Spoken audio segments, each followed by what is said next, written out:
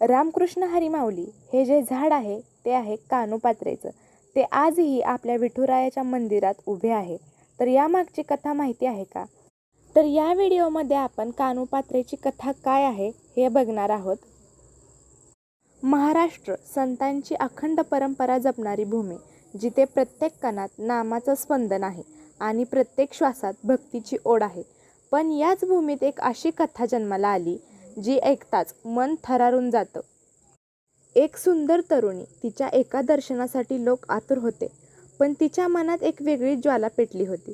ती कोण होती? कशामुळे तिने ऐश्वर्य, मोह या सगळ्या गोष्टींचा त्याग केला? आणि असा कोणता क्षण आला की तिने स्वतःचा देह देवाला अर्पण केला? ही कथा आहे एका सुंदर स्त्रीच्या संत होण्याची, विठुरायाच्यात विलीन होण्याची. ही कथा आहे कानोपात्रेची. आज अशा संत कथेचा अनुभव घेणार आहोत, जी फक्त ऐकायची नाही, अनुभवायची आहे. ही कथा आहे भक्ती आणि समर्पणाची. महाराष्ट्राची पवित्र भूमी पंढरपूर, विठ्ठल नामाने निनादणारी, भक्तीने ओथंबलेली आणि त्या पंढरपुरापासून अवघ्या 7 कोसावर वसलेलं एक गाव मंगळवेढा. इथेच राहत होती एक स्त्री, नाव तिचं श्यामा. पण ती फक्त एक सामान्य स्त्री नव्हती, ती त्या काळातली नायिका होती. पण समाज मात्र त्यांना कधीच मान देत नव्हता. धन होतं, वैभव होतं, ऐश्वर्य होतं, पण सन्मान तो कधीच नव्हता. पण आता श्यामाचं आयुष्य बदलणार होतं. तिच्या पोटी एक मुलगी जन्माला आली. आता सगळे स्तब्ध झाले. वेळ पण थांबली होती. श्यामाची मुलगी साधी नव्हती. चेहऱ्यावर विलक्षण तेज होतं आणि रूप इतकं मोहक होतं की जणू स्वर्गातून पृथ्वीवर अप्सरा उतरली आहे. लोक तिच्याकडे पाहतच राहायचे. काही दिवसांनी त्या मुलीचं नाव ठेवण्यात आलं कानोपात्रा. त्यावरून तिला एक नवीन ओळख मिळाली. लहान वयापासूनच तिच्या रूपात एक वेगळंच तेज दिसू लागलं होतं. आणि जशी ती मोठी झाली तशी तिच्या सौंदर्याची कीर्ती आसपासच्या गावात पसरू लागली. तिला एकदा तरी पाहावं अशी तीव्र इच्छा लोकांच्या मनात यायची. पण कानोपात्रेचं मागील जन्मातील काहीतरी पुण्य असावं. तिचं मन तिच्या आईच्या व्यवसायात कधीच रमत नव्हतं. तिला त्या वातावरणाचा तिरस्कार वाटायचा. तिला नृत्य, गायन शिकवलं जात होतं आणि ती शिकतही होती. पण जसजसं तिचं वय वाढू लागलं तसतसं तिचं सौंदर्य तिच्यासाठी ओझं बनू लागलं. एक दिवस तिने या सगळ्यांना कंटाळून आईला एका शब्दात सांगितलं, जर माझ्या एवढं सुंदर कोणी असेल, मला असा कोणी भेटला तर त्याच्यासोबत मी लग्न करेन. पण हे सगळं जवळजवळ अशक्यच होतं. तिच्या एवढं सुंदर आणि रूपवान कुणीच नव्हतं.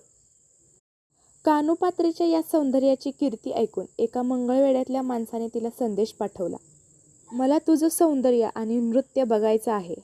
आणि हा संदेश कानोपात्राच्या आईने म्हणजे श्यामाने बघितला आणि तिला आपल्या मुलीची काळजी वाटू लागली. पण तिचा नाईलाज होता. एक दिवस तिने तो निर्णय घेतला जो प्रत्येक आईसाठी अशक्य होता. श्यामाच्या काळजीमागचं कारण असं होतं की तो संदेश पाठवणारा माणूस दुसरा तिसरा कुणी नव्हता तर कानोपात्राचा जन्मदाता पिता होता. आता बाहेरचं जग कानोपात्रासाठी थांबलं होतं. ती अतिशय शांत होत गेली. दासी तिला समजवण्याचा प्रयत्न करत होत्या, पण तिचं दुःख साधं नव्हतं.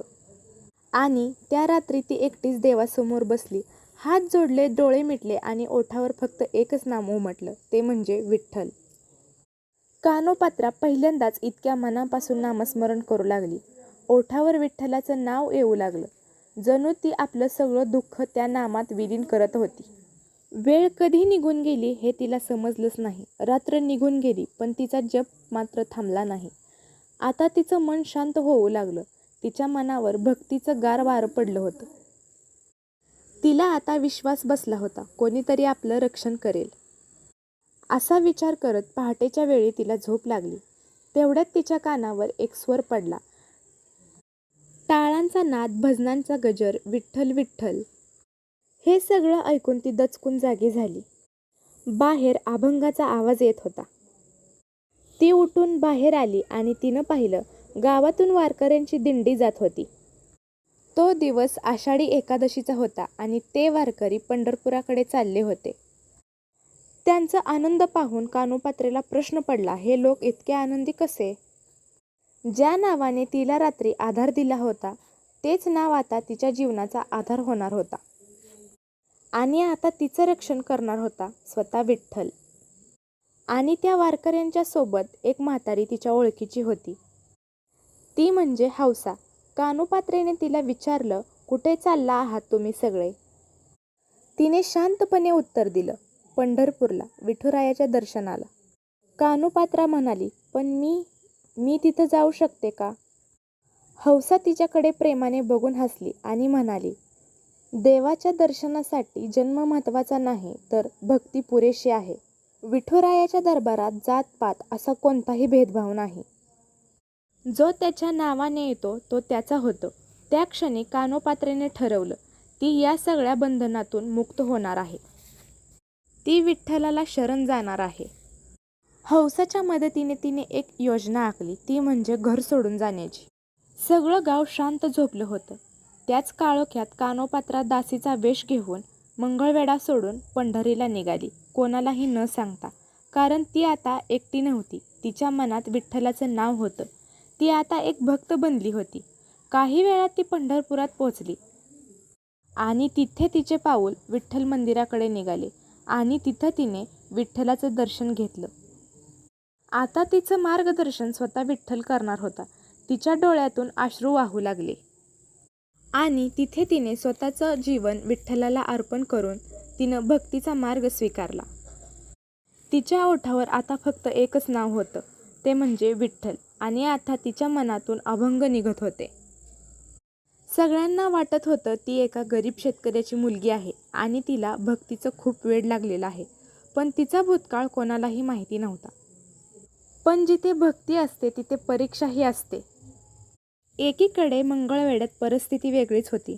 नगरप्रमुख परत एकदा कानोपात्राचा शोध घेत होता. त्याला समजलं की ती आता पंढरपुरात आहे. त्याच्या मनात तीच विकृत इच्छा जागी झाली. नगरप्रमुखाने बादशाला सांगितलं, अतिशय सुंदर स्त्री तुमच्या दरबारात असली पाहिजे. आणि त्याने कानोपात्रेचं वर्णन त्याला सांगितलं. बादशाच्या मनात लालसा निर्माण झाली आणि त्याने सांगितलं, तिला आत्ता लगेच दरबारात आणा. आता कानोपात्रेची परीक्षा चालू होती.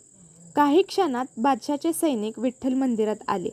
एका पुजाऱ्याने त्यांना अडवण्याचा प्रयत्न केला, पण त्या सैनिकांनी त्या पुजाऱ्याला ठार मारले. हे दृश्य कानोपात्रेच्या डोळ्यासमोर घडलं, पण तिने विठ्ठलाचे नामस्मरण सोडले नाही. ती समोर आली आणि सैनिकांना म्हणाली, मी तुमच्यासोबत यायला तयार आहे, पण मला एकदा विठ्ठलाचं दर्शन करू द्या.